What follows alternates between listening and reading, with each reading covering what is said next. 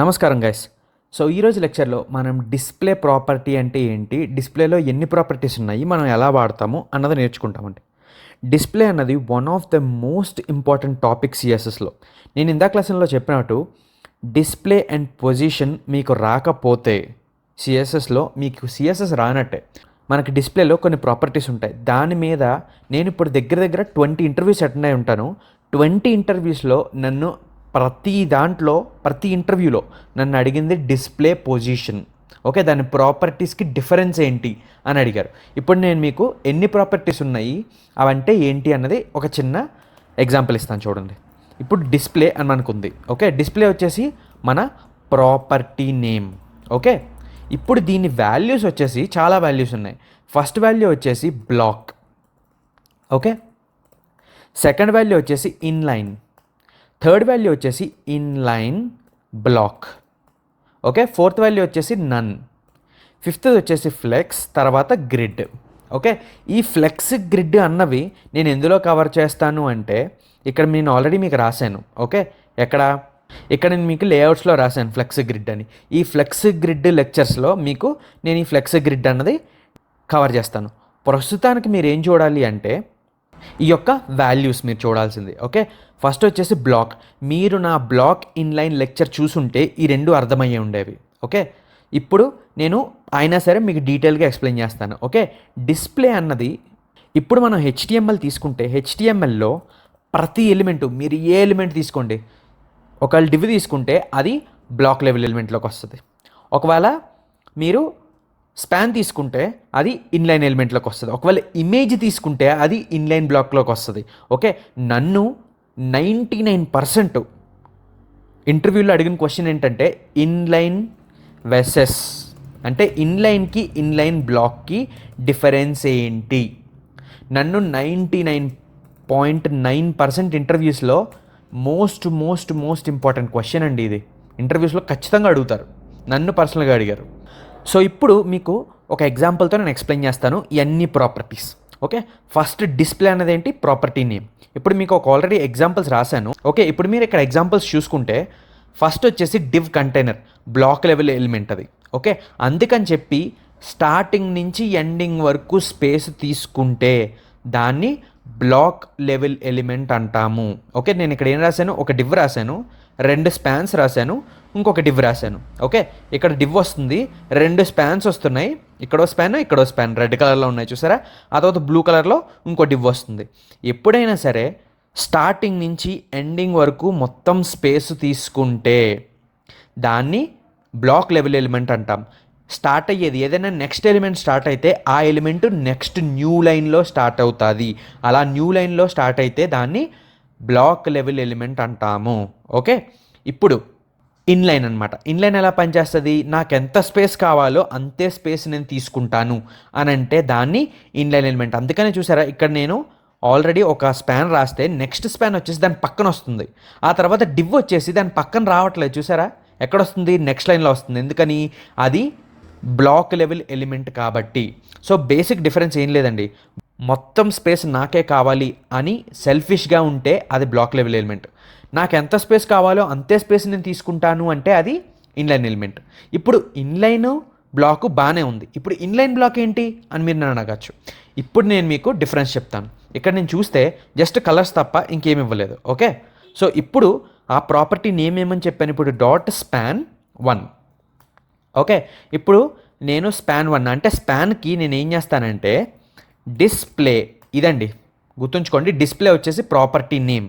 ఇప్పుడు మనకి ఎన్ని ఉన్నాయి, ఆల్రెడీ మనకి బ్లాక్ అంటే ఏంటో చూసాం. బ్లాక్ అంటే స్టార్టింగ్ నుంచి ఎండింగ్ వరకు స్పేస్ తీసుకుంటే అది బ్లాక్ అంటాం. ఓకే, ఎంత స్పేస్ కావాలంటే అంత స్పేస్ తీసుకుంటే అది ఇన్లైన్ అంటాం. ఆల్రెడీ మీకు ఇక్కడ బ్లాక్ ఇన్లైన్ కనిపిస్తుంది. సో ఇప్పుడు నేను స్పాన్ 1కి ఏం చేస్తానంటే బ్లాక్ చేసేస్తాను, చూడండి ఏమవుతుందో.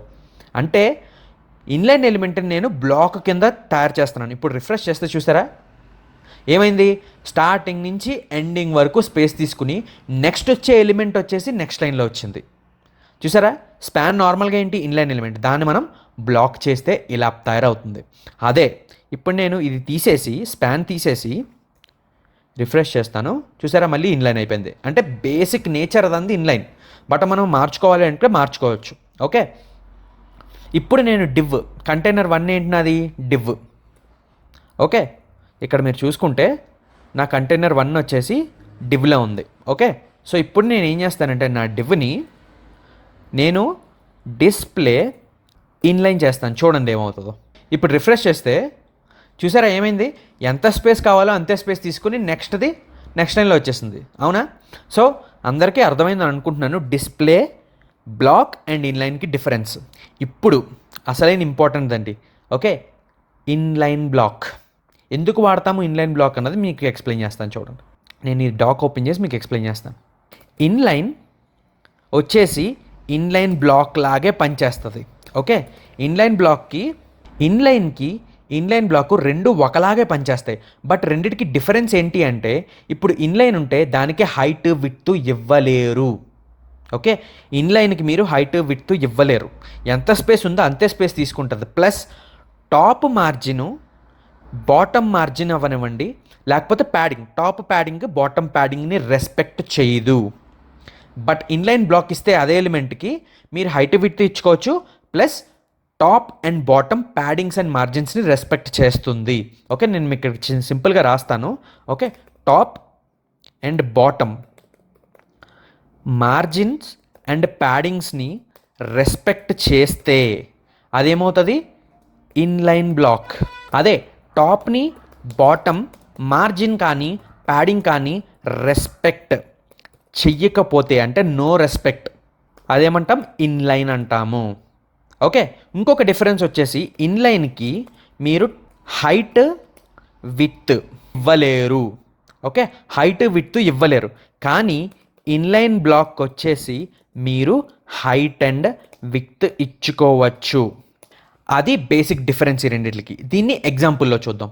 ఇప్పుడు నాకు స్పాన్ ఎలిమెంట్ ఉంది, ఏది స్పాన్ 1. సో నేనేం చేస్తానంటే డాట్ స్పాన్ 1 అని ఇచ్చి దీనికి హైట్ వచ్చేసి ఒక 100 పిక్సెల్ ఇస్తాను. ఓకే, ఇప్పుడు రిఫ్రెష్ చేస్తే చూడండి ఏమవుతుందో.